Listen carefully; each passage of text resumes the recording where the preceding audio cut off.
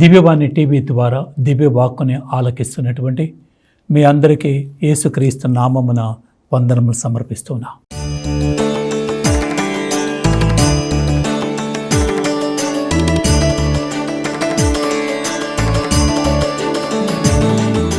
ఈరోజు ప్రత్యేకంగా ఈ యొక్క వాక్యమును ధ్యానించుకోవటానికి కావలసినటువంటి దేవుని యొక్క కృప, దేవుని యొక్క అభిషేకాన్ని దయచేయమని తల్లి మరియమాత యొక్క ప్రార్థనా సహాయాన్ని కోరుకుంటూ ఈ యొక్క వాక్యాన్ని కొనసాగించుకుందాం. ఎందుకు నాకు కష్టాలు వస్తున్నాయి? ప్రతి ఒక్కరు కూడా పలికేటువంటి మాట, నాకే కష్టాలు వస్తున్నాయి, నాకే శ్రమలు వస్తున్నాయి. ఆ విధంగా వింటూ ఉన్నప్పుడు, వ్యక్తిగతంగా మనం ధ్యానిస్తూ ఉన్నప్పుడు, ఎందుకు నాకు ఈ కష్టాలు వస్తున్నాయి ధ్యానించుకుందాం.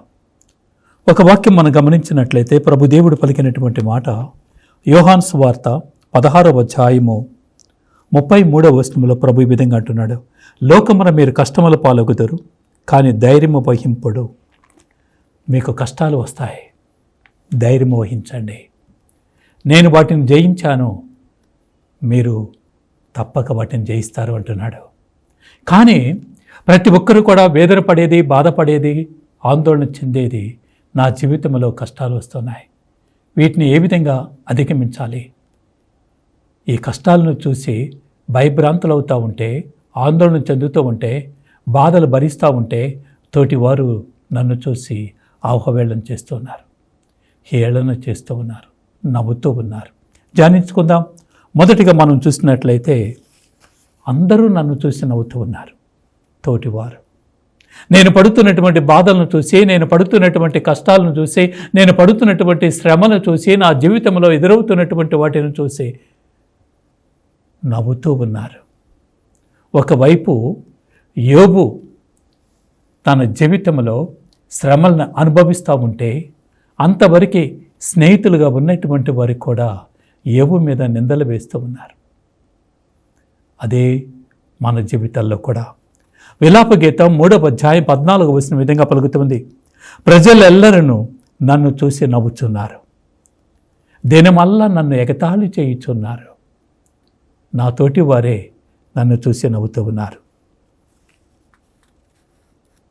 కానీ 25వ వచనం మనం గమనించినట్లయితే, తాను నమ్ము వారికి, తను వెదుకు వారికి ప్రభు మేలు చేయును. తోటివారు హేళన చేస్తున్నా, తోటివారు అవమానపరుస్తున్నా, దేవుణ్ణి నమ్ముకున్నటువంటి వారికి దేవుడు మేలు చేయును అని విలాపగీతం 3వ అధ్యాయము 25వ వచనంలో మనం చూస్తూ ఉన్నాం. అదే 32వ వచనం కనుక మనం గమనించినట్లయితే, అతడు మనలను దుఃఖము పాలు చేసినప్పటికీ మహాప్రేమతో మనలను కరుణించను.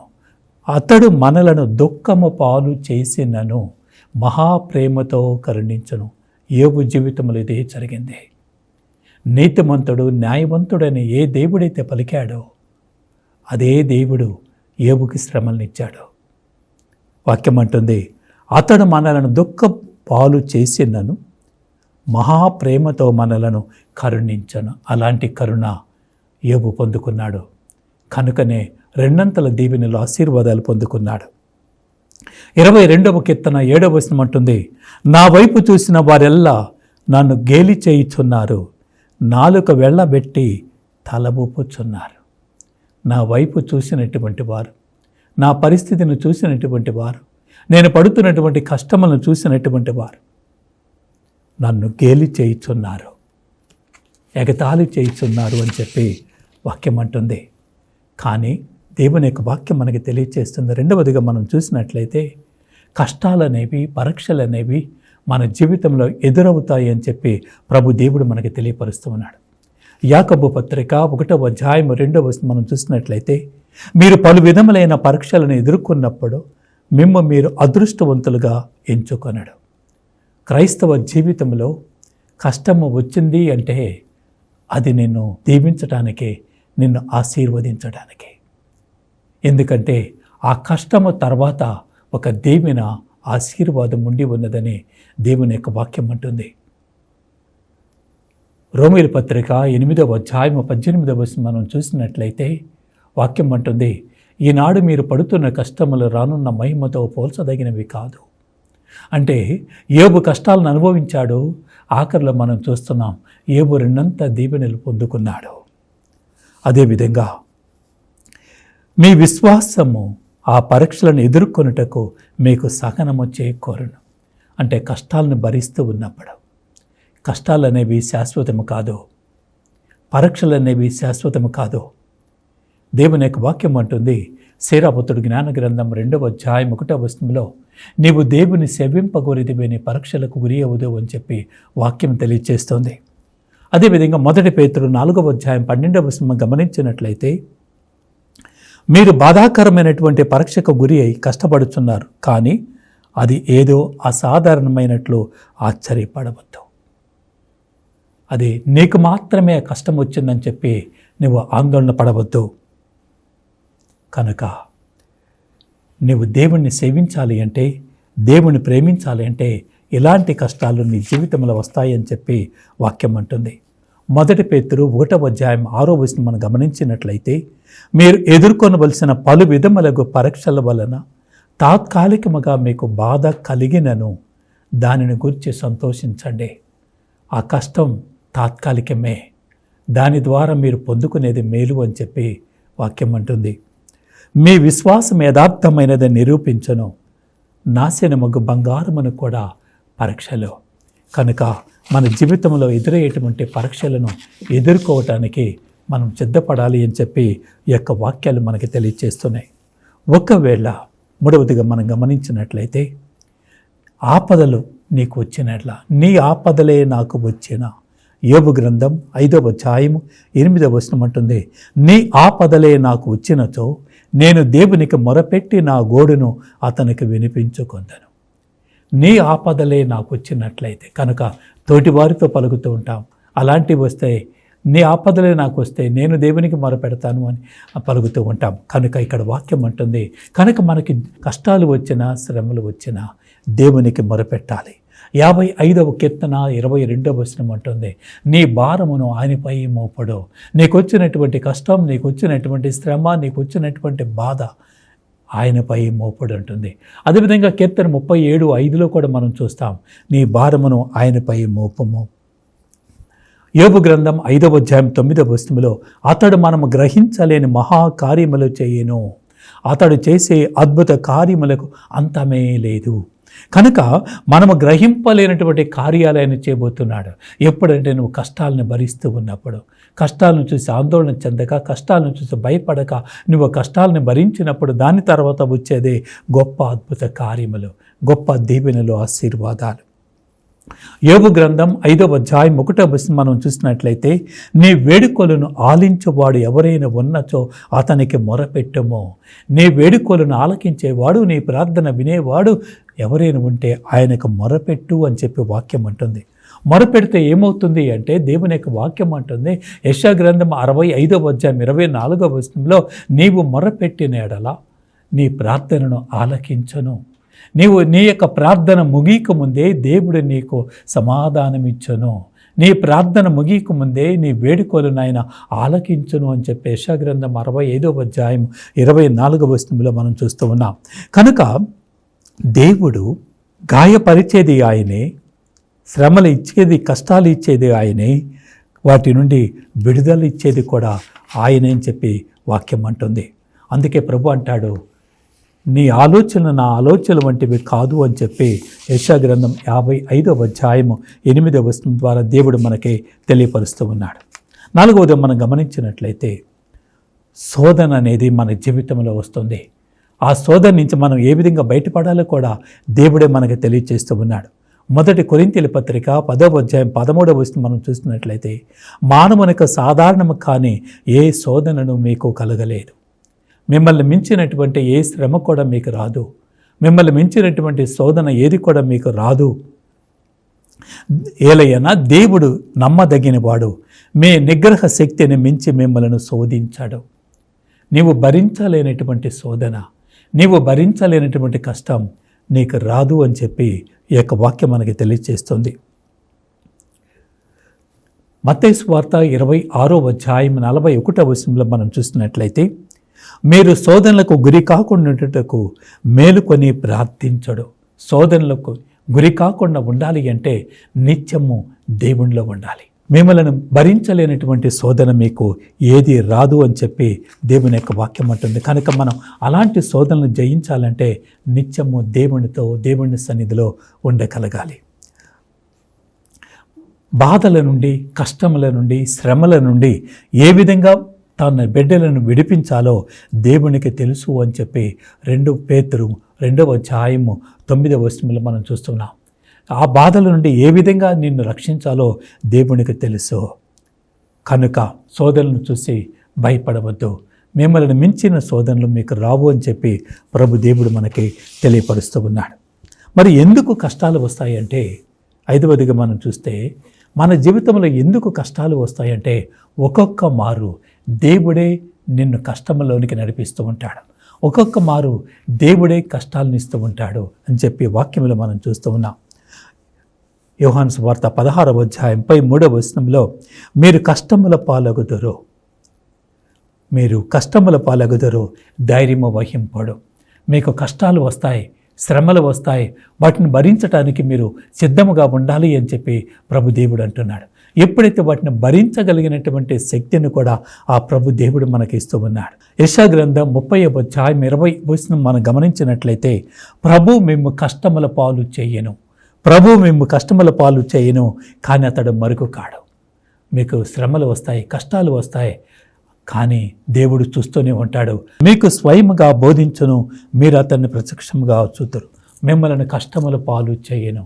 నా జీవితంలో ఎందుకు కష్టాలు వచ్చాయంటే దేవునికి తెలియకుండా ఏ కష్టము కూడా నీకు రాదు అని చెప్పి ప్రభు దేవుడు మనకి తెలియపరుస్తూ ఉన్నాడు. దర్శన గ్రంథం 3వ అధ్యాయం 19వ వచనం మనం చూసినట్లయితే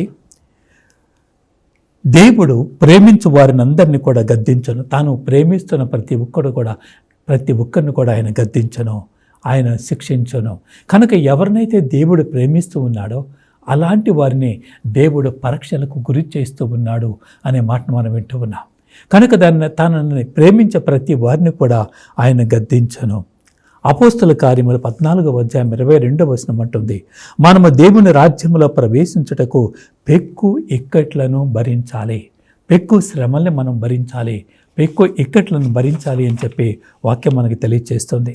ఎందుకు ఈ పరీక్షలు వస్తాయంటే వెండిని కుంపటిలో వేసి ఏ విధంగా దాన్ని కాలుస్తూ ఉన్నారో అదేవిధంగా మిమ్మలను సైతం బాధలో అనే కుంపటిలో పుట్టమ వేస్తూ ఉన్నారు అని యెషయా గ్రంథం 48వ అధ్యాయము 10వ వచనం మనకి తెలియజేస్తుంది. కనుక ఎందుకు కష్టాలు వస్తున్నాయి, ఎందుకు అగ్నిలో బంగారాన్ని వేసి కాలుస్తూ ఉన్నారు? ఎప్పుడైతే అగ్నిలో బంగారాన్ని వేస్తూ ఉన్నామో లేదా వెండిని వేస్తున్నామో అది ఇంకా తలతల మెరుస్తూ ఉంటుంది. అదేవిధంగా శ్రమలు అనుభవించిన తర్వాత, కష్టాలను అనుభవించిన తర్వాత, ఆ తర్వాత మనం పొందుకునేటువంటి దీవెనలు, ఆశీర్వాదాలు ఏ విధంగా ఉంటాయో ఒక్కసారి మనం పరిశీలన చేయవచ్చు. అగ్ని గుండంలో పడవేసినటువంటి దానియేలు 3 మిత్రులు చూస్తూ ఉన్నాం. పౌలు శిలాసులు చెరసాల్లో వేసిన తర్వాత వారు దేవుని స్తుతిస్తూ ఉండగా ఏం జరుగుతుందో చూస్తూ ఉన్నాం. కనుక కష్టాలు అనేవి అది తాత్కాలికమే. కష్టాల ద్వారా వచ్చేది దీవెనలే, ఆశీర్వాదాలే. అందుకని దేవుడే ఒక్కొక్కసారి మిమ్మల్ని కష్టము పాలు చేయను, కానీ మీకు దేవుడు మరుగు కాడు అని చెప్పి వాక్యం మనకి తెలియజేస్తుంది.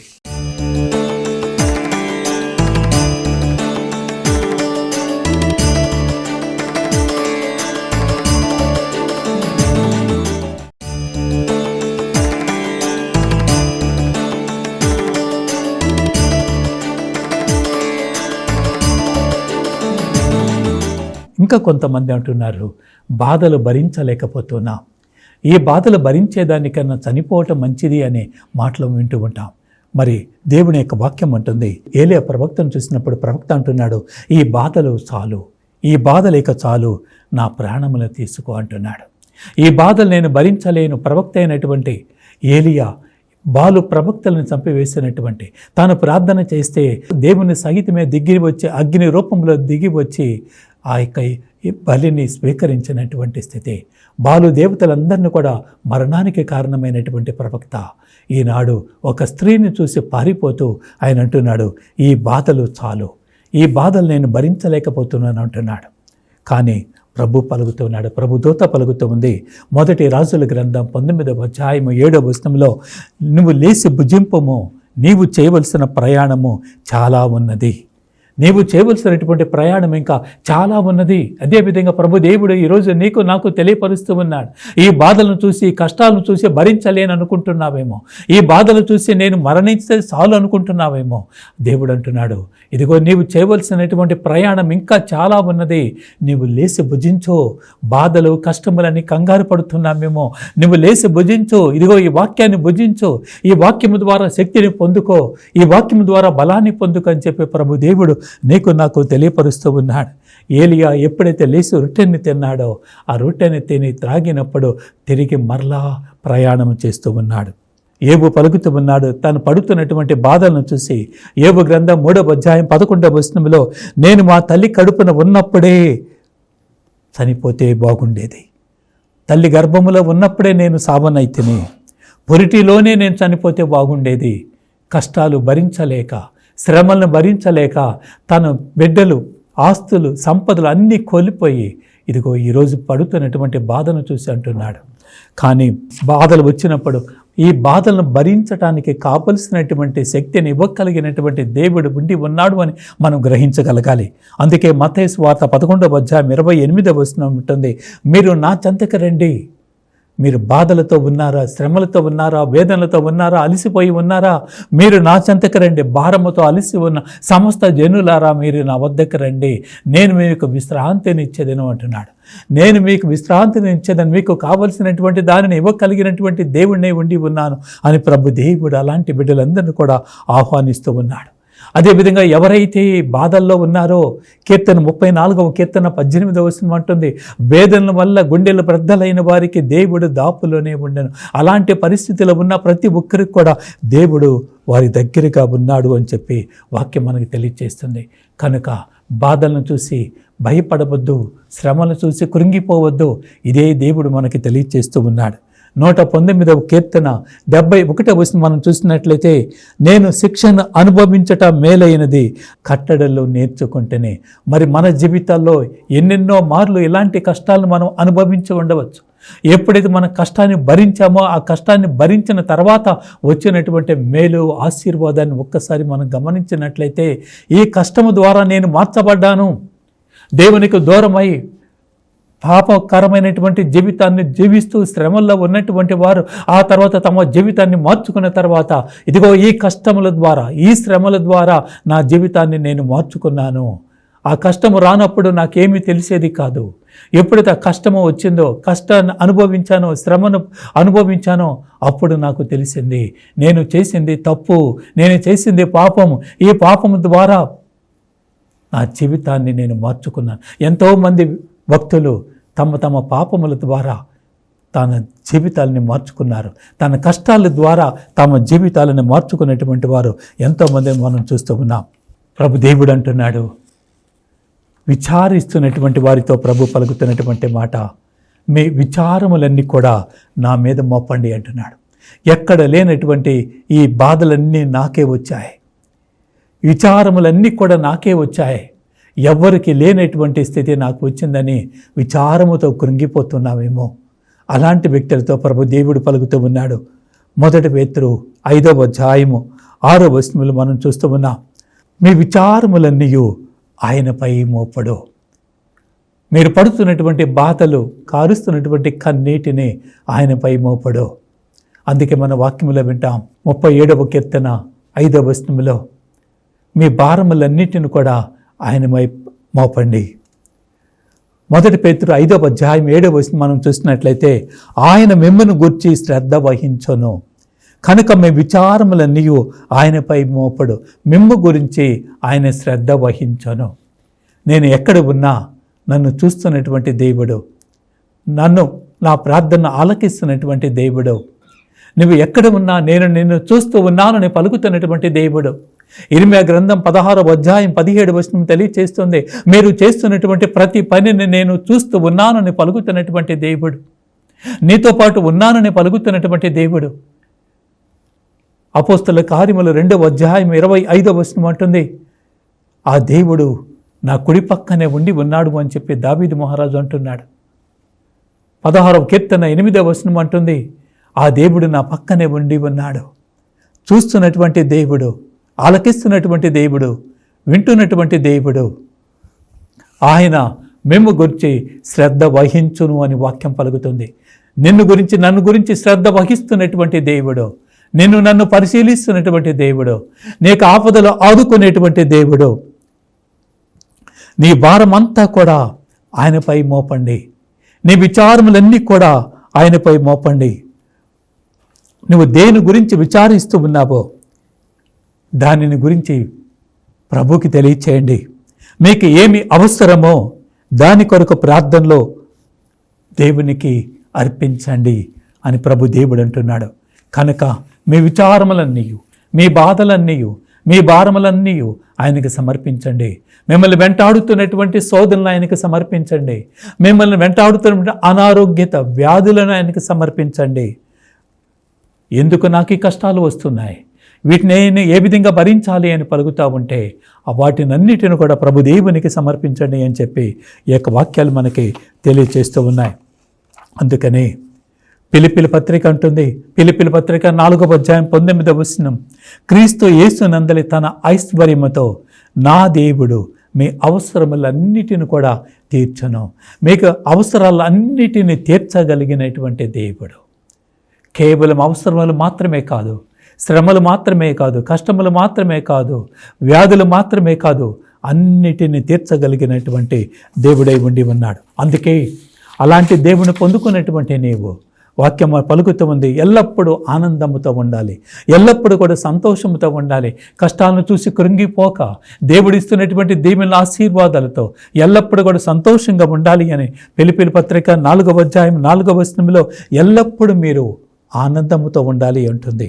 అదేవిధంగా కీర్తన 30వ కీర్తన 11వ వచనంలో నీ శోకమును నాట్యముగా మార్చి తిని సంతాప సూచకముగా నేను తాల్సి ఉన్న గోనెను తొలగించి తిని నాకు ఆనందకరమైన బట్టలను కట్టిపెట్టితివి. కీర్తనకాడు పలుకుతున్నటువంటి మాట, శోకాన్ని నాట్యముగా మార్చితివి. రోమీల పత్రిక 12వ అధ్యాయము 12వ వచనంలో మీ నిరీక్షణలో ఆనందింపడు, కష్టముల్లో ఓర్పు వహింపడు, సదా ప్రార్థింపడు. కష్టాలు వచ్చినప్పుడు ఓర్పుతో ఉండాలి అని చెప్పి దేవుని యొక్క వాక్యం మనకి తెలియజేస్తుంది. అదేవిధంగా నెహెమ్యా గ్రంథం 8వ అధ్యాయము 10వ వచనం మనం చూసినట్లయితే, ప్రభు మీకు ప్రసాదించిన ఆనందమే మిమ్మలను అధికముగా బలవంతులుగా చేయను. ఆ ఆనందమే మిమ్మలను బలవంతులుగా చేయను. బాధలు వచ్చినప్పుడు 1 పేతురు 4వ అధ్యాయం 13వ వచనం పలుకుతుంది, క్రీస్తు బాధలలో పాలు పంచుకొనుచుంటే ఆనందింపడు, దాని వలన ఆయన యొక్క మహిమను ప్రదర్శింపబడినాడు, మీరు మహా ఆనందమును పొందెదరు. క్రీస్తు బాధలలో పాలు పంచుకుంటున్నాను అని ఆనందించండి. మత్తయి సువార్త 5వ అధ్యాయం 11వ వచనంలో మనం చూస్తున్నాం, నా నిమిత్తము ప్రజలు మేము అవమానించినప్పుడు, నిందారోపణ గావించినప్పుడు మీరు ధన్యులు. మీ మీద నేరారోపణ మోపబడినప్పుడు, మిమ్మల్ని అవమానపరిచినప్పుడు, మిమ్మల్ని హేళన పరిచినప్పుడు మీరు ధన్యులు. ఎందుకంటే పరలోకములో మీకు గొప్ప బహుమానము కలదు, కనుక మీరు ఆనందింపడు అని చెప్పి వాక్యం పలుకుతుంది. మరి ఇలాంటి పరిస్థితుల్లో మనము ఏ విధంగా ఉండాలి అంటే, ఎట్టి పరిస్థితినైనా ఎదుర్కొనే శక్తి, ఎదుర్కొనే బలము నాకు ఉన్నదని చెప్పగలగాలి. ఫిలిప్పీల పత్రిక 4వ అధ్యాయము 13వ వచనంలో మనం చూస్తున్నాం, క్రీస్తు అనుగ్రహించే శక్తి చేత ఎట్టి పరిస్థితినైనా ఎదుర్కొనే బలము నాకు ఉన్నది. ఆ బలం ఎక్కడి నుంచి వచ్చిందంటే, ఆ బలం నాకు దేవుడు ఇస్తూ ఉన్నాడు. ఎట్టి పరిస్థితినైనా ఎదుర్కొనే శక్తి, బలం నాకు ఉన్నది. అందుకనే పౌలు గారు అంటున్నారు ఫిలిప్పీల పత్రిక 3వ అధ్యాయము 13వ వచనంలో, గతమును మరచి నేను ముందున్న దానిని చేరటానికి తీవ్రముగా కృషి చేస్తూ ఉన్నాను. గతాన్ని మరిచి, గతము ఏ విధంగా జరిగిందో దాన్ని మరిచి ముందున్న దానిని చేరటానికి నేను కృషి చేస్తూ ఉన్నాను. అలసిపోయిన వారికి కావలసినటువంటి శక్తిని ఇవ్వగలిగినటువంటి దేవుడు అని చెప్పి యెషయా గ్రంథం 40వ అధ్యాయము 29వ వచనంలో మనం చూస్తూ ఉన్నాం. అలసిపోయిన వారికి శక్తిని ఇవ్వగలిగినటువంటి దేవుడు. మరి ఆ దేవుడే పలుకుతున్నటువంటి మాట, నేను నిన్ను ఆదుకుంటాను, నేను నీకు బలమును ఒసగి నిన్ను ఆదుకుంటాను, నా శక్తితో నేను నిన్ను కాపాడుతానని చెప్పి యెషయా గ్రంథం 41వ అధ్యాయము 10వ వచనంలో ప్రభు దేవుడు మనకై తెలియపరుస్తూ ఉన్నాడు.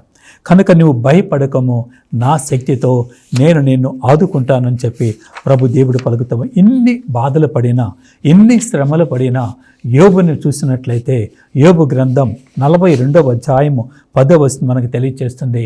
యోబుని సంపన్నునిగా చేసెను, పూర్వము కంటే రెట్టింపు సిరి సంపదలను దయచేసెను. యోబు ఏదైతే కోల్పోయాడో, ఏదైతే పోగొట్టుకున్నాడో దానికి రెండంతల దీవెనలు, రెండంత ఆశీర్వాదాలు, రెండంతల సంపదలు పొందుకున్నాడు అని చెప్పి ప్రభుదేవుడు మనకి తెలియపరుస్తూ ఉన్నాడు.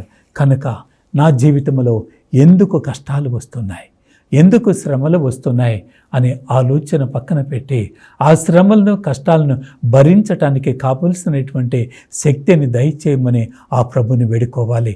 ఎందుకంటే ప్రభు అంటున్నాడు, నేను నీకు శక్తిని ఇస్తాను, బలాన్ని ఇస్తాను, నీ ఆపదల్లో నేను ఆదుకుంటాను, నువ్వు భయపడవద్దు అని చెప్పి ప్రభుదేవుడు పలుకుతున్నాడు. ఈ సమయంలో వ్యక్తిగతంగా మన యొక్క జీవితాల్లో వస్తున్నటువంటి ప్రతి ఒక్క కష్టాన్ని ప్రభుదేవునికి సమర్పించుకుందాం. నా జీవితంలో వచ్చినటువంటి కష్టం, నా జీవితంలో వచ్చినటువంటి శ్రమ, నేను భరించలేనటువంటి స్థితిలో కూడా ఆ కష్టాన్ని భరించడానికి కావలసినటువంటి శక్తిని ఇచ్చినటువంటి దేవుడు. కనుక మన వ్యక్తిగత జీవితంలో వచ్చినటువంటి ప్రతి కష్టం, ప్రతి వ్యాధి, ప్రతి శ్రమ, ప్రతి వేదన, ప్రతి ఒక్క అవమానం, ప్రతి ఒక్క అవహేళన, వీటినన్నిటిని కూడా ప్రభుదేవునికి సమర్పించుకుందాం. ఎందుకంటే వీటినన్నిటి నుండి విడుదలనిచ్చినటువంటి దేవుడు, వాటినన్నిటిలో జయమనిచ్చినటువంటి దేవుడు. ఈరోజు ఆ ప్రభుదేవుడు మనతో ఉండి ఉన్నాడు. ఆయన సన్నిధిలో మనల్ని మనం సమర్పించుకుందాం. రానున్న కాలంలో ఇంకను అధికముగా ఫలవంతము చెందటానికి, ఫలించటానికి కావలసినటువంటి శక్తిని దయచేయమని ఆ ప్రభుని వేడుకుందాం.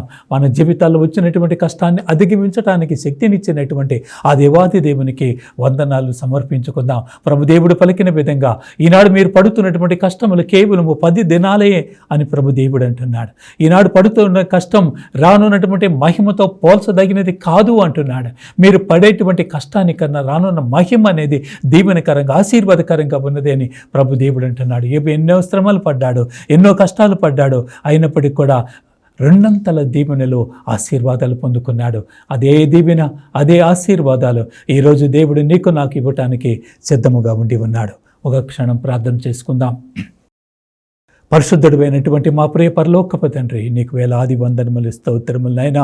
ఈనాడు ప్రభా యొక్క వాక్యమును ధ్యానించుకోవడానికి నీవు ఇచ్చినటువంటి మహాకృపను బట్టి ప్రభా మీకు వందనములు సమర్పిస్తున్నాం. మా జీవితాల్లో ఎదురవుతున్నటువంటి శ్రమలను చూసి, కష్టాలను చూసి నాయనా, వేదనలను చూసి ఎన్నో మార్లు భయపడుతున్నాం, ఆందోళన చెందుతూ ఉన్నాము నాయనా. ఈ కష్టాల నుంచి ఏ విధంగా బయటపడాలో తెలియనటువంటి స్థితిలోనికి వెళుతున్నాం. కానీ ప్రభా ఈ రోజు నేను తెలియపరుస్తున్నా, ఈ కష్టాలు, ఈ శ్రమలు, వేదనలు ఇవి కొద్ది కాలమే. నీ జీవితంలో కేవలం 10 దినాలే అని చెప్పి దర్శన గ్రంథం 2వ అధ్యాయం 9వ వచనంలో చూస్తూ ఉన్నాం. అదేవిధంగా రోమీయుల పత్రిక 8వ అధ్యాయం 18వ వచనంలో చూస్తూ ఉన్నాం. ఈ కష్టాల ద్వారా నువ్వు మహిమను పొందుకుంటామంటున్నావు. అవును ప్రభా, ఈ కష్టాలు, ఈ శ్రమలు, ఈ వేదనలు ప్రభా, అయా నీకు తెలియకుండా మా జీవితంలో ఏది రాదు ప్రభా. వాటినన్నిటిని భరించగలిగినటువంటి శక్తి అనే కృపని దయచేయమని. ఇదిగో ప్రభా, ఎవరెవరైతే ఇలాంటి కష్టాలను అనుభవిస్తూ ఉన్నారో అలాంటి వారి జీవితంలో ఎదురవుతున్నటువంటి కష్టాల నుంచి విడుదలను దయచేసి నీ బిడ్డలుగా స్వీకరించి నీ మార్గంలో పయనిస్తూ నీకు ప్రియమైనటువంటి బిడ్డలుగా జీవించే కృపను మా అందరికి దయచేయమని, అమ్మ తల్లి మరీ మాత, మా అందరి కొరకే నీ కుమారుని సన్నిధిలో ప్రార్థించమని యేసుక్రీస్తు నామమున అడిగి వేడుకొనుచున్నాము తండ్రి. Amen, amen. Praise the Lord. ఈ వాక్యమును ఆలకించినటువంటి ప్రతి ఒక్కరిని కూడా అదే వాది దేవుడు దీవించి ఆశీర్వదించునుగాక. ఆమెన్.